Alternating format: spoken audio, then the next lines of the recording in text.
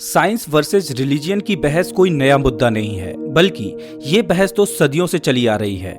जब भी विज्ञान में कोई नई खोज होती है तो वो रिलीजियन को बहुत बड़ी चुनौती देती है। इस ब्रह्मांड के बारे में विज्ञान की अपनी ही अलग थ्योरीज हैं, तो रिलीजियन की अलग। अगर तार्किक रूप से देखें तो साइंस और रिलीजियन कुछ ऐसे हैं जैसे कि एक म्यान में दो तलवार, जिनमें आपस में कभी नहीं बनती और दोनों की ही बातें एक दूसरे का विरोध करती हैं। धर्म हमारे प्राचीन ग्रंथों से जन्म लेता है और हमारे ग्रंथों में बहुत पहले ही इस सृष्टि के सृजन और विनाश की प्रक्रिया लिखी जा चुकी है, लेकिन विज्ञान की किताबें अभी लिखी ही जा रही हैं। धर्म की ओर हमारी आस्था जुड़ी हुई है तो विज्ञान हमें तार्किक बनाता है।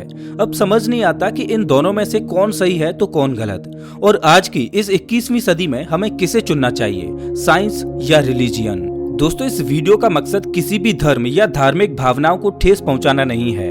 कृपया अपने विवेक से काम लें। हमारी इस सृष्टि का एक नियम है, जिसका जन्म होता है उसका अंत भी होना निश्चित है, और ये बातें साइंस और रिलीजियन दोनों ही स्वीकार करते हैं। थर्मोडायनामिक्स में एक टर्म है एंट्रोपी। इसका मतलब है कि चीजें हमेशा ऑर्डर से डिसऑर्डर की ओर ही चलती हैं। उदाहरण के रूप में मान लो कि एक खूबसूरत इमारत है। अगर उसकी देखभाल ना की जाए तो कुछ सालों बाद वो इमारत जर्जर होने लगती है और समय की मार उस इमारत को खत्म कर देती है। इसी को एंट्रोपी कहा जाता है, और समय की इस मार को विज्ञान और धर्म दोनों ही मानते हैं। दोनों मानते हैं कि समय हमेशा चीजों के अंत की ओर ही भाग रहा है। हमारा ब्रह्मांड सदा से ऐसा ही नहीं था, बल्कि इसका भी कभी जन्म हुआ था। इस बात को भी साइंस और रिलीजन दोनों ही मानते हैं, लेकिन ब्रह्मांड के जन्म के बारे में दोनों की ही अपनी अपनी थ्योरीज हैं। साइंस कहता है कि इस यूनिवर्स का जन्म एक सिंगुलरिटी में हुए बिग बैंग धमाके से हुआ। वहीं अगर सनातन धर्म के अनुसार माने तो सृष्टि का जन्म ब्रह्मा जी से हुआ है। ब्रह्मा जी ने ही इस संपूर्ण ब्रह्मांड को बनाया है। वहीं अन्य धर्मों में भी ब्रह्मांड के जन्म के बारे में अलग अलग थ्योरीज दी जाती हैं। अगर साइंस की माने तो साइंस बिग बैंग थ्योरी के बारे में लॉजिकली एक्सप्लेन करता है। साइंटिस्ट मानते हैं कि हमारा ये ब्रह्मांड फैल रहा है। इसका मतलब कभी ये ब्रह्मांड एक जगह पर इकट्ठा भी रहा होगा। जैसे कि अगर कोई बॉम्ब फटता है तो परखच्चों के उड़ने की स्पीड और एज को जान लिया जाए तो उसको रिवाइंड करके ये जाना जा सकता है कि बॉम्ब फटा कब था। साल 2016 में नासा ने Hubble ultra deep field universe की इस एचडी इमेज की मदद से अब तक की सबसे पुरानी गैलेक्सी को खोजा, जिसका नाम रखा गया GNZ11। ये गैलेक्सी करीब 13.4 अरब साल पुरानी है, और जिस स्पीड से ये हमसे दूर जा रही है उससे वैज्ञानिकों ने गणना की कि हमारे ब्रह्मांड का जन्म तकरीबन 13.8 अरब साल पहले हुआ होगा। अगर लॉजिकली देखें तो विज्ञान ब्रह्मांड के जन्म को विद प्रूफ लॉजिकली एक्सप्लेन करता है, लेकिन वहीं धार्मिक ग्रंथों में ब्रह्मांड के जन्म का एक्सप्लेन तो मिलता है, लेकिन इस बात में कितनी सत्यता है ये मिसिंग है। लेकिन वहीं ब्रह्मांड का अंत कब होगा इसका जिक्र धार्मिक ग्रंथों में तो मिलता है, लेकिन विज्ञान के पास अभी इस सवाल का जवाब मिसिंग है। रिलीजियन कहता है कि इस ब्रह्मांड के कण कण में ईश्वर का वास है। ईश्वर हर एक चीज में सूक्ष्म रूप में विद्यमान है। वहीं अगर साइंस की माने तो साइंस के अनुसार ब्रह्मांड का सबसे छोटा कण है एटम। अगर उससे भी छोटे स्केल पर जाएं तो हम पहुंच जाते हैं इलेक्ट्रॉन, प्रोटॉन और न्यूट्रॉन के लेवल पर। अगर उससे भी छोटे स्केल पर जाएं तो हमें मिलेंगे क्वार्क, और उससे भी छोटे स्केल पर जाएं तो हमें मिलेंगी स्ट्रिंग। ये स्ट्रिंग कुछ और नहीं बल्कि सूक्ष्म रूप में खुद ऊर्जा है, जो अपना रूप और आकार बदलती है। मतलब साइंस कहता है कि ब्रह्मांड के सबसे छोटे से छोटे कण में ऊर्जा विद्यमान है। वहीं रिलीजियन कहता है कि ब्रह्मांड के कण कण में ईश्वर का वास है।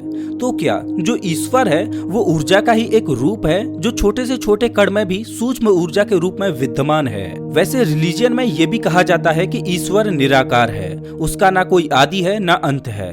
तो वहीं साइंस ऊर्जा के बारे में कहता है कि ऊर्जा को कभी खत्म नहीं किया जा सकता। ऊर्जा को सिर्फ एक रूप से दूसरे रूप में बदला जा सकता है। मतलब ऊर्जा भी निराकार है, ना ऊर्जा का आदि है ना अंत है, ऐसा विज्ञान कहता है। तो क्या विज्ञान जिसे ऊर्जा कहता है उसे रिलीजन ईश्वर कहता है? अगर ये बात सत्य है कि ईश्वर ऊर्जा का ही एक रूप है, तो रिलीजन इस मामले में बाजी मारता हुआ नजर आता है, क्योंकि छोटे छोटे कणों में एनर्जी का वास होता है। इस बात को साइंस आज के दौर में एक्सप्लेन करती है, लेकिन रिलीजियस किताबों में तो इस बात का जिक्र कि कण कण में ईश्वर विद्यमान है हजारों साल पहले ही हो चुका था। विज्ञान कहता है कि किसी भी चीज या इंसान का शरीर जब तक जिंदा रहता है तब तक उसमें कॉन्शियसनेस यानी चेतना रहती है। शरीर से कॉन्शियसनेस के खत्म हो जाने पर शरीर मर जाता है। लेकिन विज्ञान ये नहीं बता पाता कि कॉन्शियसनेस यानी चेतना है क्या, ये कहाँ से आती है और कहाँ जाती है। वहीं इस चीज का जिक्र रिलीजन में भी होता है। रिलीजन कहता है कि शरीर में जब तक आत्मा वास करती है तब तक इंसान जिंदा रहता है और जैसे ही शरीर से आत्मा निकलती है तो इंसान की मृत्यु हो जाती है। यही नहीं, रिलीजियस किताबों में इससे भी आगे बहुत कुछ लिखा है कि शरीर से निकलने के बाद आत्मा का क्या होता है, कैसे वो पुनर्जन्म लेती है। रिलीजन तो आत्मा और पुनर्जन्म को मानता है, लेकिन साइंस आत्मा जैसी किसी चीज को नकारता हुआ नजर आता है। महान वैज्ञानिक स्टीफन हॉकिंग आत्मा जैसी किसी चीज को नहीं मानते थे। उनका कहना था कि जीवन सिर्फ यही है और मरने के बाद कोई पुनर्जन्म नहीं होता। हालांकि ये सिर्फ उनकी खुद की एक थ्योरी थी। विज्ञान हमेशा साक्ष्य के आधार पर चलता है। शायद अभी हमारे पास वो टेक्नोलॉजी नहीं है जिससे विज्ञान आत्मा के रहस्य को सुलझा सके। विज्ञान कॉन्शियसनेस यानी चेतना को तो मानता है लेकिन आत्मा को नहीं। लेकिन रिलीजियन में तो आत्मा के बारे में पूरी किताबें ही लिखी जा चुकी हैं। अब इन दोनों में से सही कौन है ये कहना बड़ा ही मुश्किल है, क्योंकि मरने के बाद क्या होता है इस चीज का जिक्र हमारे धार्मिक ग्रंथ तो करते हैं, लेकिन असल में ऐसा होता है इस चीज का हमारे पास कोई प्रमाण नहीं। सिर्फ कुछ ही मामलों में साइंस और रिलीजन दोनों मेल खाते हैं, लेकिन ज्यादातर मामलों में साइंस रिलीजन का विरोध करता हुआ नजर आता है। और इसमें कोई दो राय नहीं कि साइंस हमेशा सच को उजागर करता है। एक समय था जब लोग मानते थे कि धरती गोल नहीं बल्कि फ्लैट है, और बाइबल में तो यहाँ तक लिखा था कि इस ब्रह्मांड का केंद्र हमारी पृथ्वी है और सूर्य और अन्य ग्रह इसका चक्कर लगाते हैं। उस समय लोगों ने रिलीजन के विरुद्ध जाकर जब ये बताना चाहा कि धरती फ्लैट नहीं बल्कि गोल है और हमारी पृथ्वी ब्रह्मांड का केंद्र नहीं बल्कि विशालकाय सूर्य का चक्कर लगाने वाला एक छोटा सा ग्रह है, इस पर उन लोगों को धर्म के विरुद्ध जाने पर जेल में डाला गया और आजीवन कारावास की सजा भोगी। ऐसे ही वैज्ञानिकों में से एक थे गैलीलियो गैलीली, जिन्होंने विज्ञान का समर्थन किया तो चर्च ने उन्हें आजीवन घर पर नजरबंद रहने का आदेश सुना दिया और उन्होंने अपनी आखिरी श्वासें भी नजरबंद रहते हुए ही ली।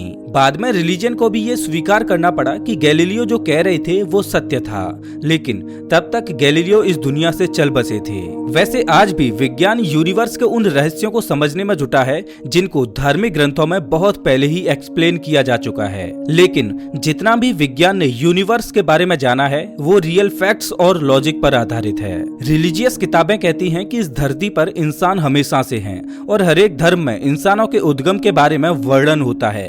जैसे कि सनातन धर्म के अनुसार ब्रह्मा जी ने हम सबको बनाया है, बाइबल के अनुसार हम सब एडम और ईव की संतानें हैं। लेकिन विज्ञान इन सभी बातों को झुठला देता है।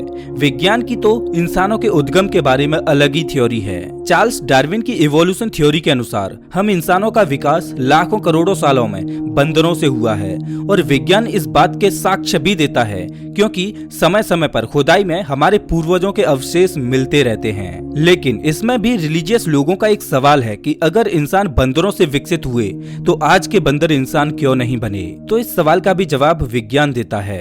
जैसे कि एक पेड़ उगता है तो वो बड़ा होता जाता है, उसके बाद उसमें से अलग अलग शाखाएं निकलती हैं और उन शाखाओं में से भी और छोटी छोटी शाखाएं निकलती हैं। उसी तरह करोड़ों साल पहले बंदर, चिंपैंजी और हम इंसानों के पूर्वज एक ही थे। लेकिन जिस तरह पेड़ बड़ा होने पर उसकी शाखाएं अलग अलग बट जाती हैं, उसी तरह हमारे पूर्वज भी भौगोलिक परिस्थितियों के हिसाब से अलग अलग शाखाओं में विकसित होते गए, जिनमें से एक शाखा में हम इंसान विकसित हुए, दूसरी शाखा में बंदर, तो अन्य शाखाओं में चिंपैंजी जैसे जीव विकसित हुए। मतलब आज जो बंदर और चिंपैंजी मौजूद हैं, उनका मूल निकास भी वही है जो हम इंसानों का है, बस इवोल्यूशन के रास्ते अलग हैं और इस बात के साक्ष्य विज्ञान देता है, क्योंकि हमारा डीएनए काफी हद तक बंदरों से मेल खाता है। पृथ्वी के इतिहास को एक्सप्लेन करने के बारे में विज्ञान रिलीजियन से एक कदम आगे नजर आता है, क्योंकि किसी भी धर्म में डायनासोरों का जिक्र नहीं होता कि डायनासोरों जैसे जीव भी कभी धरती पर रहा करते थे। लेकिन साइंस डायनासोरों के अस्तित्व को बखूबी एक्सप्लेन करता है और साइंस ऐसा तुक्के से नहीं कहता। डायनासोरों के अवशेष जो धरती की खुदाई में मिले हैं वो ये चीख चीख कर कहते हैं कि डायनासोरों ने धरती पर राज किया था। यही नहीं, वहीं साइंस डायनासोरों की भिन्न भिन्न प्रजातियों के बारे में भी एक्सप्लेन करता है। रिलीजियस किताबें कहती हैं कि प्राचीन समय में टेक्नोलॉजी बहुत ज्यादा एडवांस हुआ करती थी। रामायण और महाभारत इसका सबूत हैं। ठीक है, मैं मानता हूँ कि पुराने समय की टेक्नोलॉजी हमसे बेहतर रही होगी, और जिस तरह से रिलीजियस किताबों में उस टेक्नोलॉजी का जिक्र होता है, उस हिसाब से हमारी टेक्नोलॉजी के सामने उनकी टेक्नोलॉजी बेहतर ही नहीं बल्कि बहुत ज्यादा एडवांस रही होगी। लेकिन अब सवाल ये आता है कि किसी भी रिलीजियस किताब में उस टेक्नोलॉजी को फिर से दोबारा बनाने का तरीका क्यों नहीं लिखा।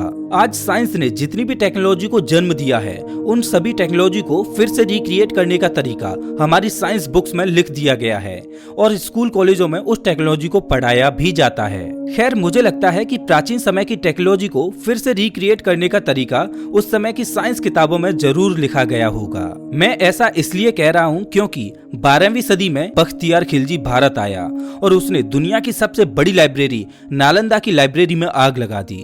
उस लाइब्रेरी में 90 लाख किताबें ऐसी थीं जिनमें ज्ञान का भंडार भरा पड़ा था। कहा जाता है कि नालंदा लाइब्रेरी में पुस्तकें 3 महीनों तक जलती रहीं और साथ ही उसमें भस्म हो गया उस समय का अमूल्य ज्ञान, जो आज अगर हमारे पास होता तो शायद आज की हमारी दुनिया की तस्वीर अलग ही होती। यही नहीं, कुछ प्राचीन किताबें अभी भी ऐसी बची हैं जिनमें विमानों का जिक्र होता है और उस टेक्नोलॉजी को फिर से रिक्रिएट करने के तरीके भी लिखे हैं। वैज्ञानिक उन किताबों पर शोध भी कर रहे हैं। मेडिकल साइंस के क्षेत्र में भी प्राचीन किताबें मौजूद हैं जिनमें सर्जरी करने का भी जिक्र है।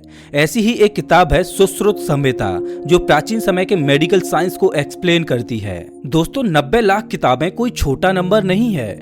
आप एक बार के लिए कल्पना करके देखिए कि आज कोई खिलजी जैसा ही पृथ्वी की सभी साइंस बुक्स को खत्म कर दे और इंटरनेट के सभी सर्वर्स को भी तबाह कर दे, तो क्या हालत होगी हमारी। हम ज्यादातर टेक्नोलॉजी के रिक्रिएट करने के तरीकों को खो चुके होंगे।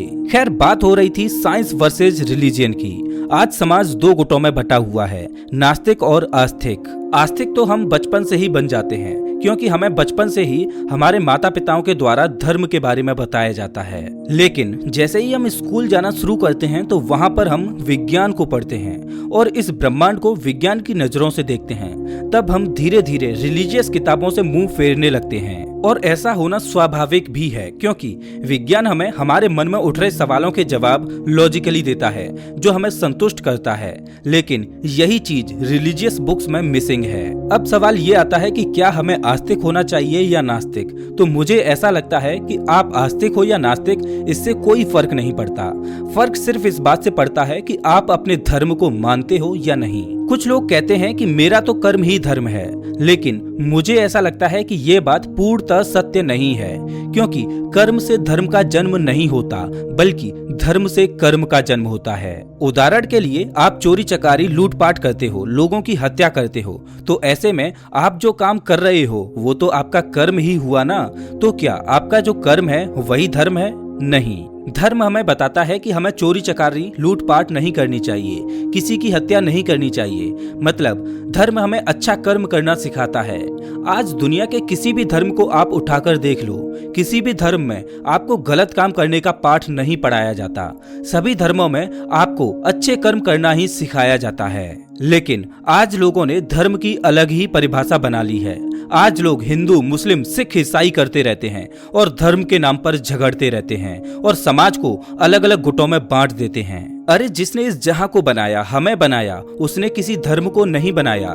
धर्म को तो हम इंसानों ने ही अच्छे कर्म करने के लिए बनाया, ताकि हम समाज में कुरीतियां ना फैलाएं। सभी धर्मों में अच्छे कर्म करने के लिए अपने अलग अलग नियम बनाए गए, ताकि समाज सुखी रह सके। लेकिन आज धर्म के नाम पर आतंकवाद जन्म ले रहा है। धर्म के नाम पर आज लोग दंगे फसाद करते हैं, एक दूसरे से झगड़ते हैं। मेरी नजरों में ये वो लोग होते हैं जिन्हें धर्म की ABCD भी नहीं पता।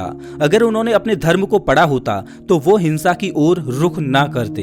खैर, अब सवाल आता है कि क्या हमें विज्ञान को मानना चाहिए या धर्म को मानना चाहिए। तो मेरा मानना तो ये है कि हमें विज्ञान का साथ कभी नहीं छोड़ना चाहिए, क्योंकि विज्ञान हमें आधुनिक बनाता है, चीजों को लॉजिकली समझाता है। लेकिन मुझे ऐसा भी लगता है कि बिना धर्म के विज्ञान भी अधूरा है, क्योंकि हिरोशिमा और नागासाकी में जो हुआ वो विज्ञान का ही कहर था। लेकिन इसमें विज्ञान का क्या दोष। दोस्तों हम इंसानों का था जिन्होंने विज्ञान का गलत उपयोग किया। विज्ञान अभिशाप भी है, विज्ञान वरदान भी है। विज्ञान को अभिशाप बनाना है या वरदान, ये हमें धर्म सिखाता है। और कोई भी धर्म ये नहीं कहता कि विज्ञान अभिशाप बने। कोई भी धर्म ये नहीं कहता कि बंदूक उठा लो और धर्म के नाम पर मारकाट करो। चलो हम अच्छे कर्मों के लिए धर्म को मान भी लें, लेकिन सवाल ये आता है कि सभी धर्मों के भगवान तो अलग अलग हैं, तो फिर इस दुनिया को बनाया किस धर्म के भगवान ने? तो देखो, ये बात सत्य है कि इस ब्रह्मांड का अस्तित्व है तो इसको बनाने वाला क्रिएटर भी जरूर होगा, जिसे हम ईश्वर बोलते हैं। और इस बात को विज्ञान और रिलीजन दोनों ही स्वीकार करते हैं कि अगर कोई चीज बनी है तो उसका क्रिएटर भी जरूर होगा। अब ईश्वर का ना कोई रंग है, ना रूप है, ना आकार है, क्योंकि वो तो निराकार है। तो हम अपने धर्म के अनुसार उस निराकार ईश्वर को किसी भी रूप में पूजें तो पूजा तो उसी एक ईश्वर की होगी जो इस दुनिया का रचयिता है। अब चाहे हम उसे गॉड, अल्लाह, भगवान कुछ भी कहें। और आपको ये भी बता दूं कि जो लोग साइंस को फॉलो करते हैं वो भी रिलीजियन को मानते हैं। आज भी इसरो कोई सैटेलाइट लॉन्च करता है तो पहले उसका पूजन होता है, तब उसे लॉन्च किया जाता है। भारत के किसी भी हॉस्पिटल में आप जाकर देख लो, सभी में भगवान का एक छोटा सा मंदिर होता है। मेरा तो यही मानना है कि हमें साइंस को कभी नहीं छोड़ना चाहिए और रिलीजियन को कभी नहीं भूलना चाहिए। अब हाँ, सबका अपना अलग अलग मत होता है। आपका क्या मानना है ये आप पर डिपेंड करता है। खैर दोस्तों, इस वीडियो में बस इतना ही। वैसे आप हमारी ये वीडियो कौन से शहर से देख रहे हो हमें कमेंट करके जरूर बताएं। अगर आपको ये वीडियो अच्छा लगा हो तो इसे लाइक करें और ऐसे ही वीडियोज के लिए चैनल को सब्सक्राइब करें, साथ ही बेल आइकन दबाएं।